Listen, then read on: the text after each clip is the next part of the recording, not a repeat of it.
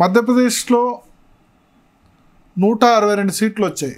అది కూడా దాదాపు 20 ఏళ్ళ ఒక బ్రీఫ్ పీరియడ్ తప్పితే 20 ఏళ్ళ అధికారం తర్వాత. ఎట్లా సాధ్యమైంది ఇది?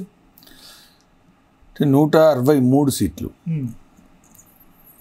ఇంతకుముందు బీజేపీ ఒకప్పుడు మధ్యప్రదేశ్లో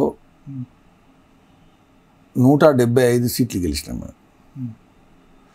కానీ 175 సీట్లు ఇంతకుముందు మనం గెలిచినప్పటికీ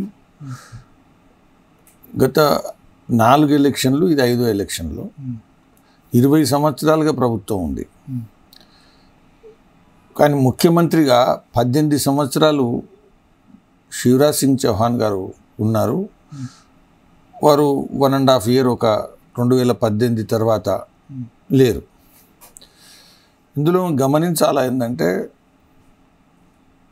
163 సీట్లు గెలవడం కూడా చారిత్రాత్మకమైన విజయం. 20 సంవత్సరాల రూలింగ్ తర్వాత 2003 నుంచి 2023 సో 20 సంవత్సరాల ప్రభుత్వం నడిచిన తర్వాత 163 సీట్లతో గెలవడం. అంతకన్నా పెద్ద విజయం ఏంటంటే పోయిన ఎన్నికల్లో 41% బీజేపీకి. గత అనేక ఎన్నికల్లో మేము 175 సీట్స్ గెలిచినప్పుడు కూడా బీజేపీకి ఓటు పర్సెంట్ 44. ఓకే.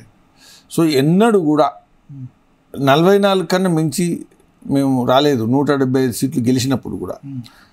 కానీ ఈసారి 49%, అంటే 48.7%, అంటే సుమారుగా 7-7.5% ఏదైతుందో పెంచుకున్నాం.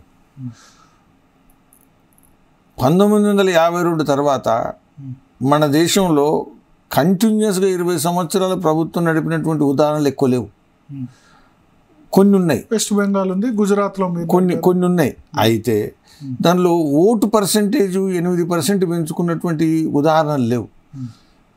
కాబట్టి బీజేపీ ఒకటి సీట్లు చారిత్రాత్మకంగా నంబర్ గెలవడం 163, రెండోది 41 నుంచి 49 వరకు సుమారుగా 7.5-8% ఓటు శాతం పెంచుకోవడం.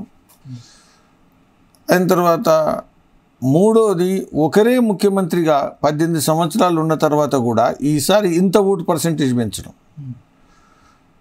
చాలాసార్లు ప్రతిపక్షంలో ఉండేటువంటి అనేక పార్టీల యొక్క ఓటు డివిజన్ కారణంగా కూడా సీట్లు పెరగవచ్చు, కానీ ఇది అలా కాదు.